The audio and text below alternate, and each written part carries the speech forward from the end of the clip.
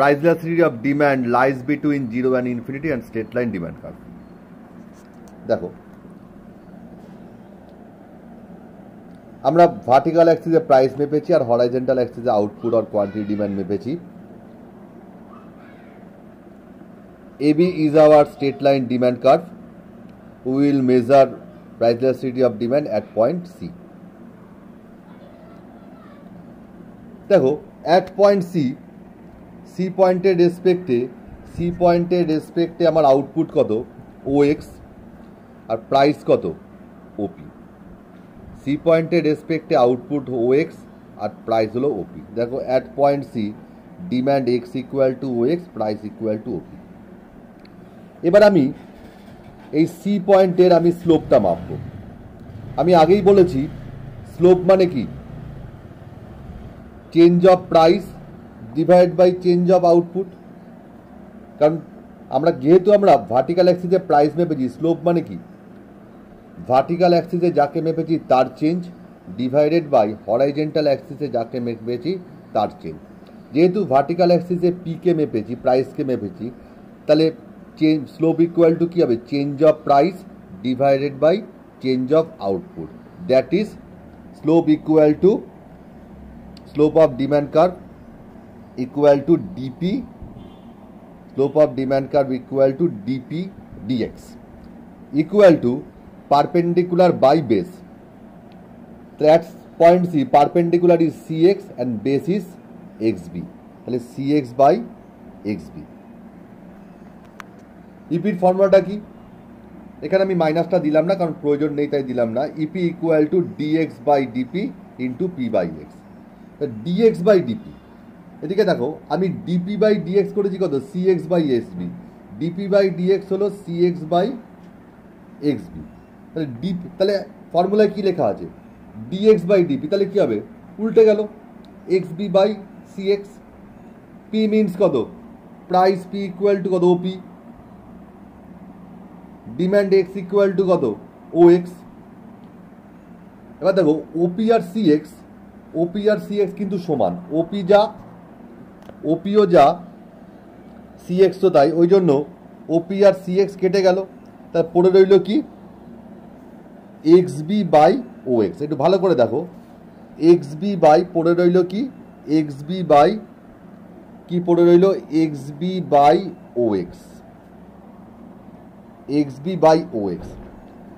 দেখো যেহেতু একটা, এবার একটু জিওমেট্রি আমি এখানে একটু ইউজ করছি, এটা বেসের রেসপেক্টে রেশিওটা কত হলো এক্সবি বাই ওএক্স। বাট এটা যদি আমি হাইপোটেনিস অর্থাৎ ডিমান্ড কার্ভ এবি রেসপেক্টে দেখতে যাই, তাহলে এক্সবি ইকুয়াল টু কি হবে সিবি, আর ওএক্স ইকুয়াল টু কি এক্সবি ইকুয়াল টু কি হবে। দেখো আবার বলছি, আমার এটা বেসের রেসপেক্টে ইলাস্টিসিটি রেশিও হলো কত এক্সবি বাই ওএক্স। এটা যদি আমি হাইপোটেনিসের রেসপেক্টে দেখতে যাই, তাহলে এই পয়েন্টটাকে যদি এরকমভাবে ঘুরিয়ে দিই, তাহলে এক্স পয়েন্টটা কোথায় গিয়ে মার্চ হবে সিতে, আর ও পয়েন্টটা কোথায় গিয়ে মার্চ হবে এতে। তাহলে সেক্ষেত্রে এক্সবি বাই ওএক্স এই রেশিওটা আমরা সিবি বাই সিএ এই রেশিওর সমান হবে অ্যাকর্ডিং টু জিওমেট্রি। তাহলে সিবি মিনস কি lower part of demand curve from C divided by upper part of demand curve from C.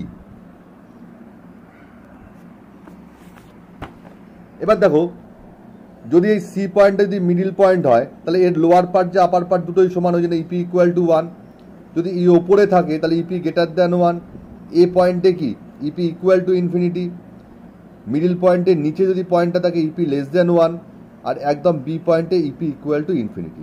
So elasticity lies between 0 and infinity. আচ্ছা এর পরের কোশ্চেনটা একটু দেখো, এই কোশ্চেনটার আমি পিকচার দিতে ভুলে গেছি। Relationship between price and elasticity of demand, relationship between price elasticity of demand and slope of demand curve. দেখো এই কোশ্চেনটা তোমরা লিখে নেবে, এটা আমি ছবিতে দিতে ভুলে গেছি।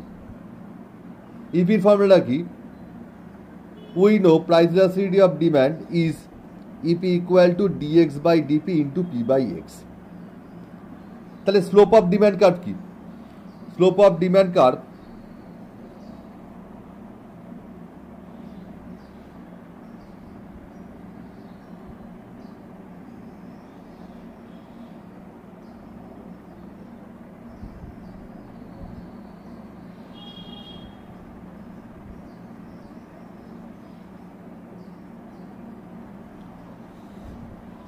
The slope of demand curve is DP by DX. তাহলে ইপির ফর্মুলা কি? DX by DP into P by X. তা ডিএক্স ডিপিকে আমরা 1 বাই ডিপি ডিএক্স বলতেই পারি, উল্টে দিলাম। ডিপি ডিএক্স কে ডিএক্স ডিপিকে 1 বাই ডিপি ডিএক্স বলাই যেতে পারে। এবার 1 বাই 1 মানে 1, এবার ডিপি ডিএক্স মানে কি? Slope of demand curve.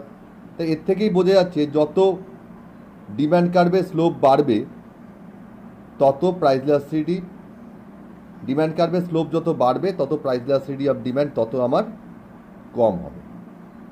So slope of demand curve is inversely related with price elasticity of demand.